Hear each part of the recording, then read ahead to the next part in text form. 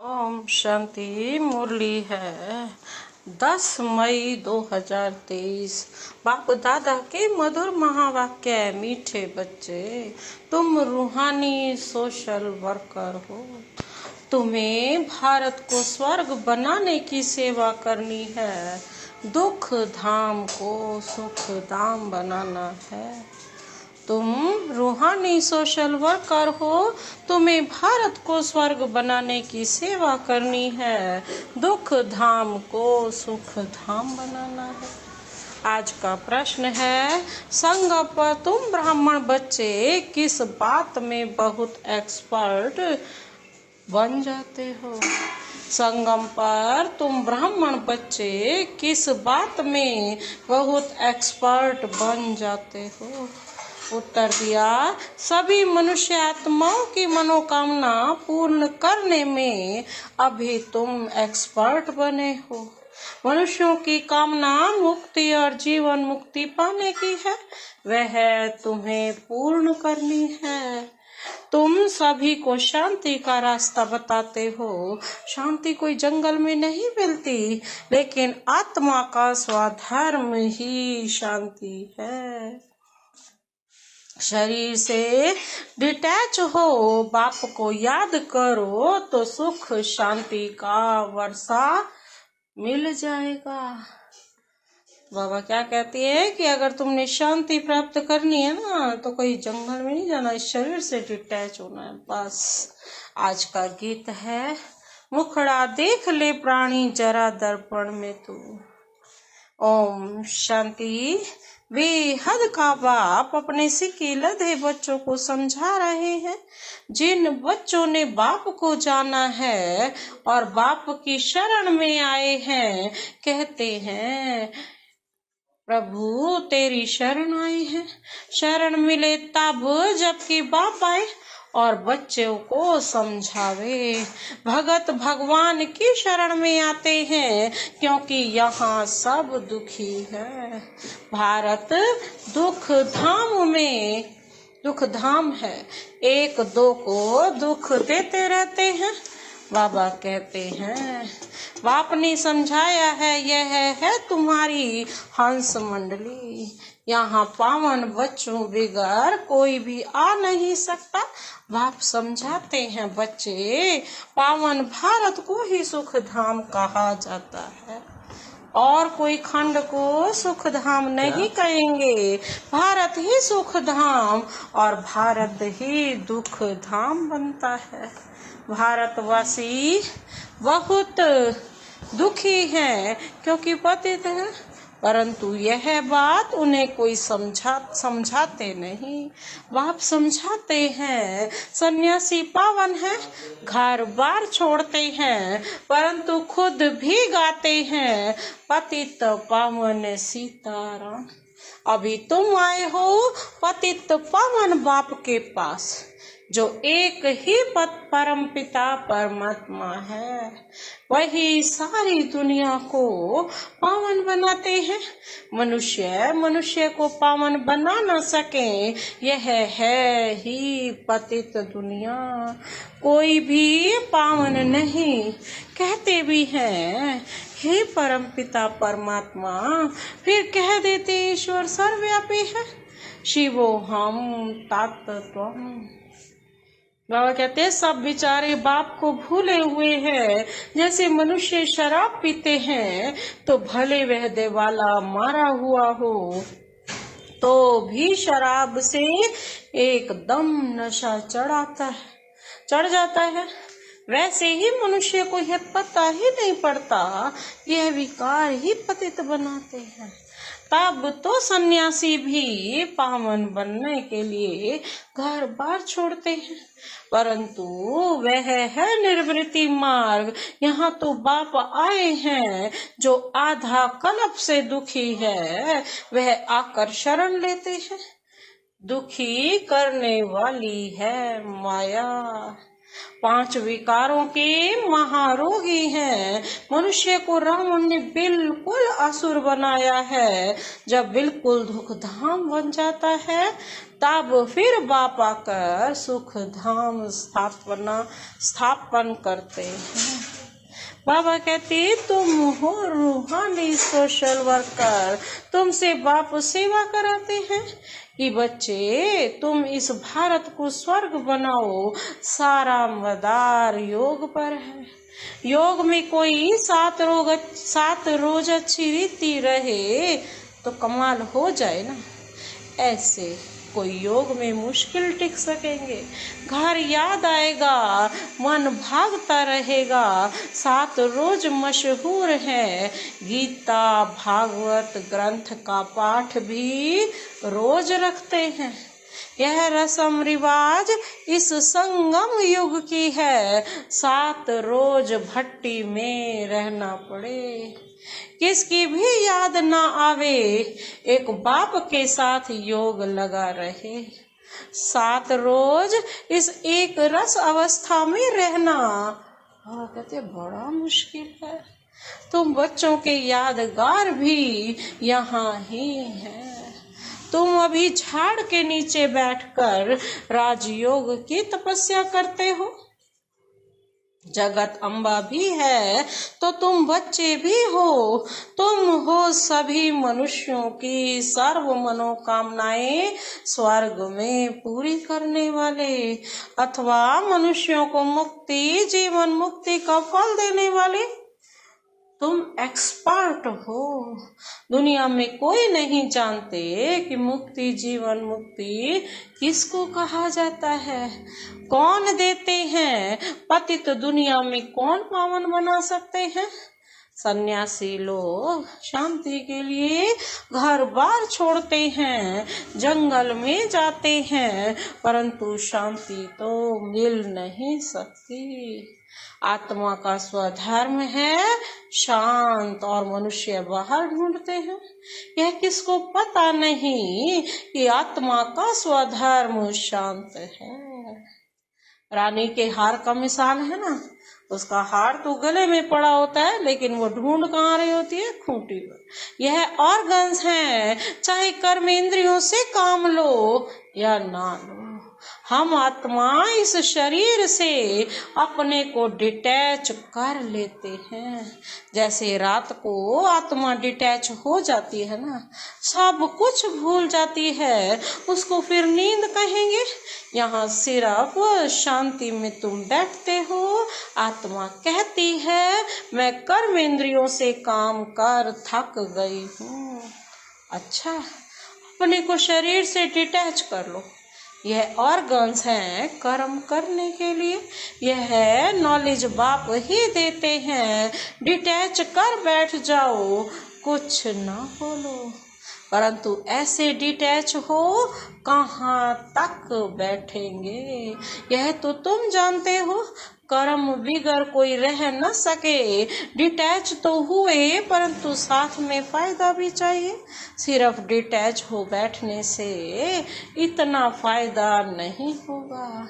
Detach हो फिर मुझे याद करो तो तुमको फायदा होगा, शक्ति मिलेगी। बाप अपने बच्चों को समझाते हैं, बच्चे यह ज्ञान इंद्र सभा है, यहाँ तुम सब रतन बैठे हो। कोई पत्थर बुद्धि बैठा होगा तो वायुमंडल खराब कर देगा, क्योंकि शिव बाबा की याद में रहेगा ही नहीं। उनको अपने मित्र संबंधी याद पड़ते रहेंगे।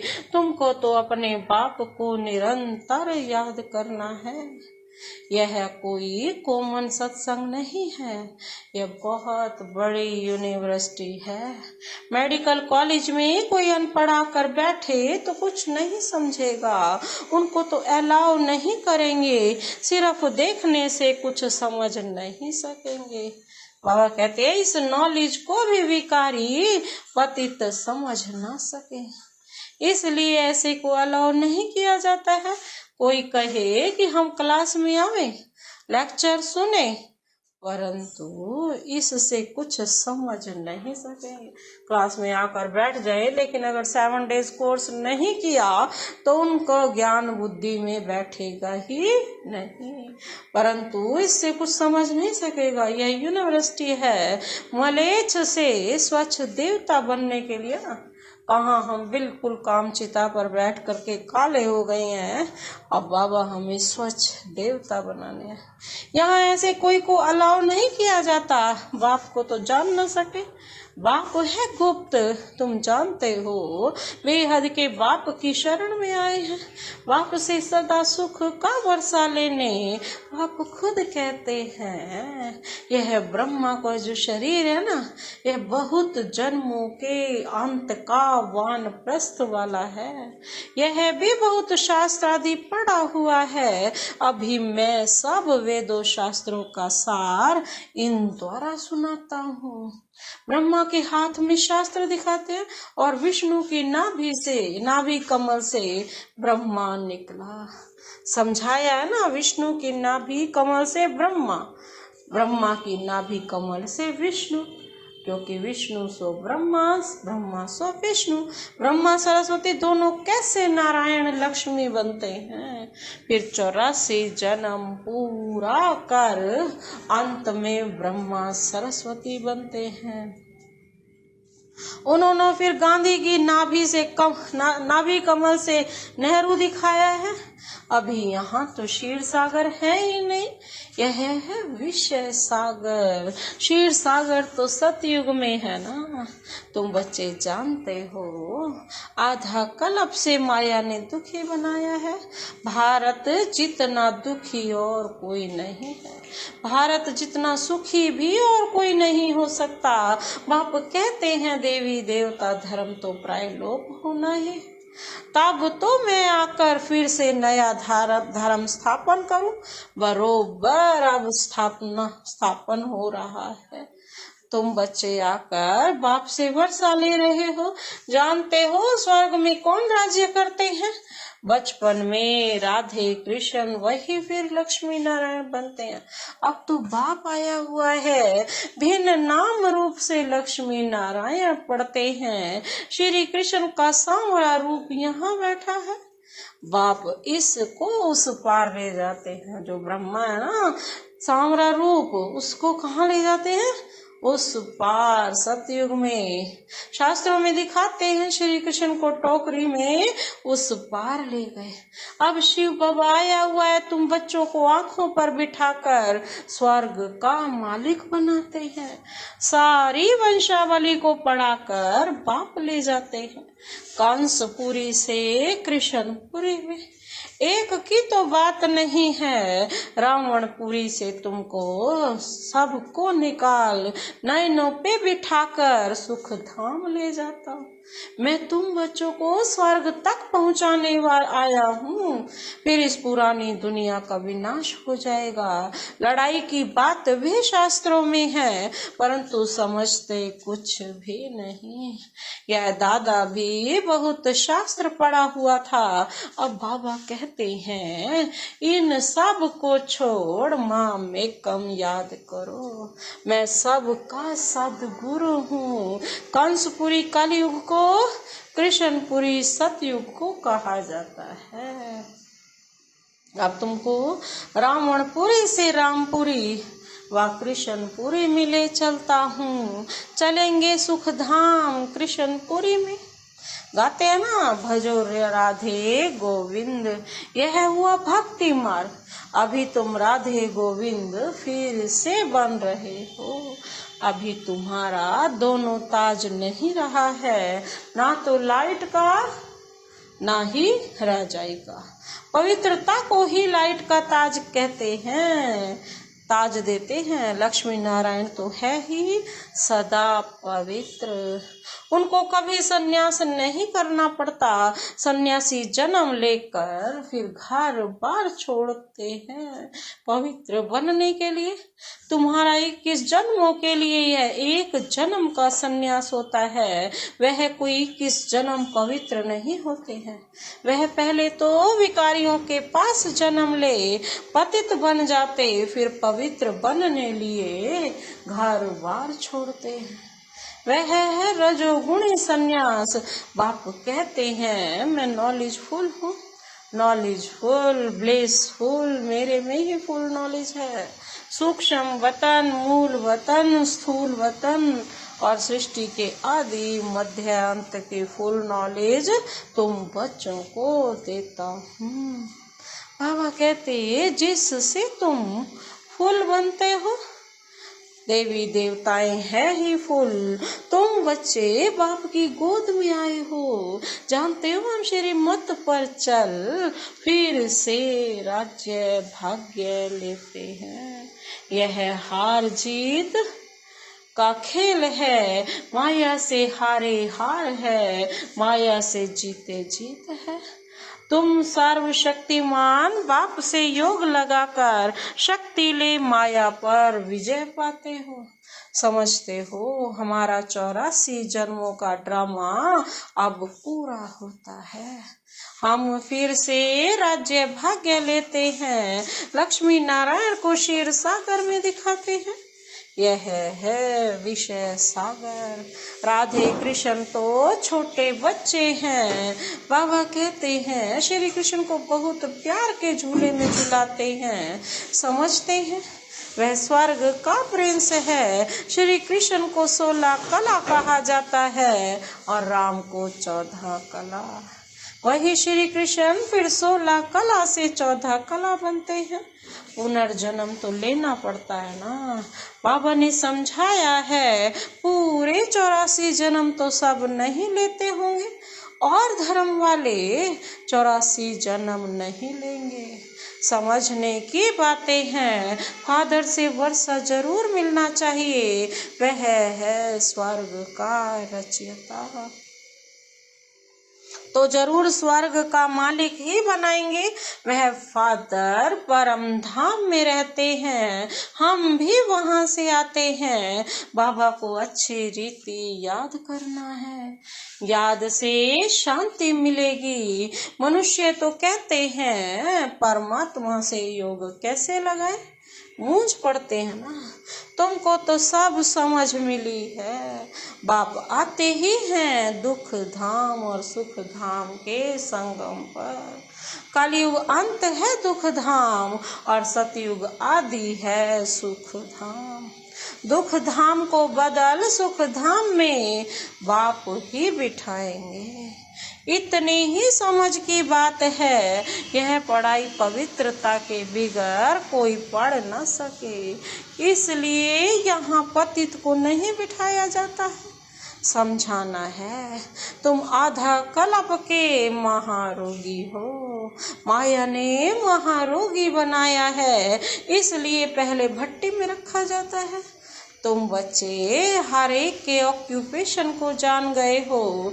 शिव के मंदिर में जाएंगे तो समझ जाएंगे यह बाबा गति सदगति दाता है। सबसे बड़ा तीर्थ भी भारत है, परंतु गीता में श्री कृष्ण का नाम डाल दिया है।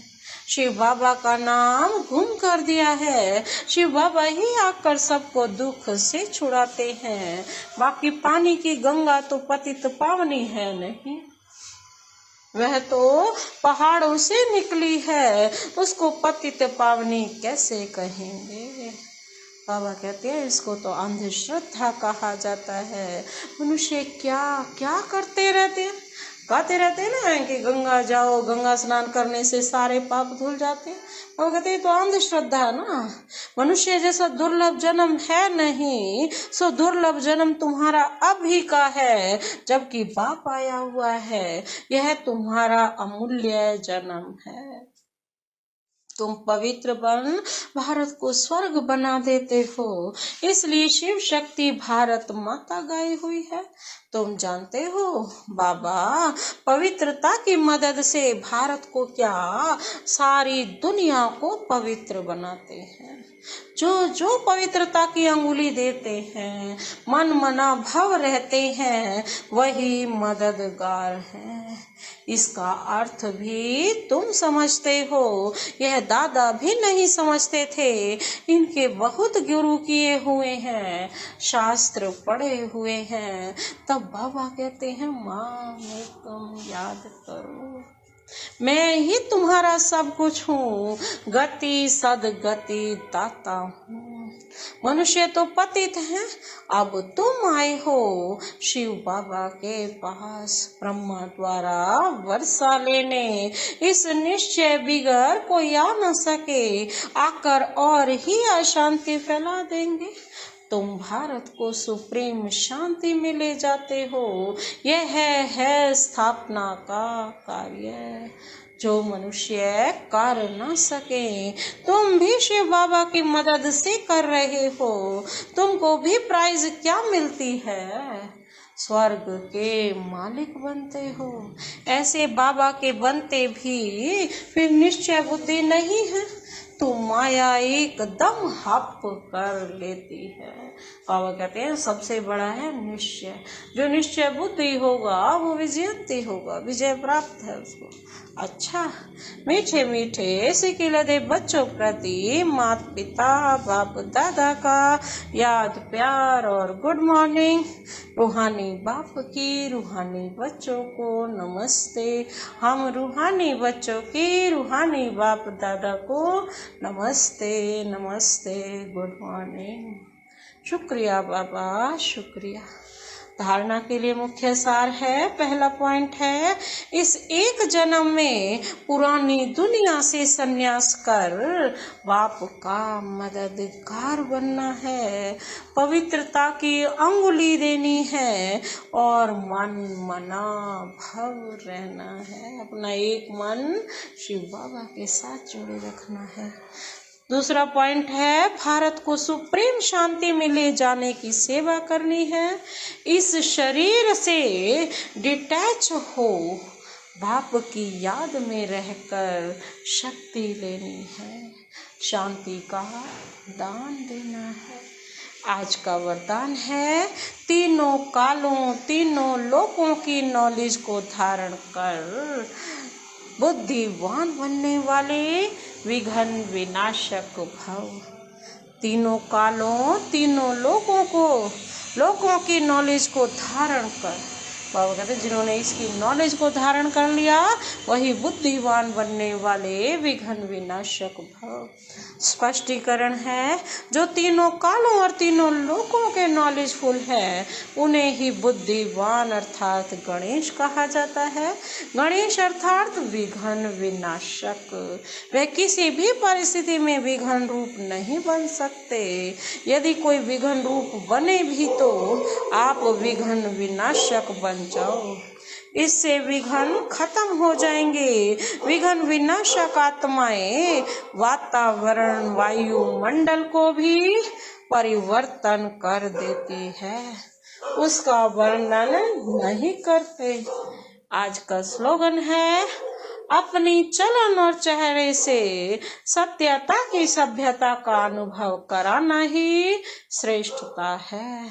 अपनी चलन और चेहरे से सत्यता की सभ्यता का अनुभव कराना ही श्रेष्ठता है। अच्छा, ओम शांति।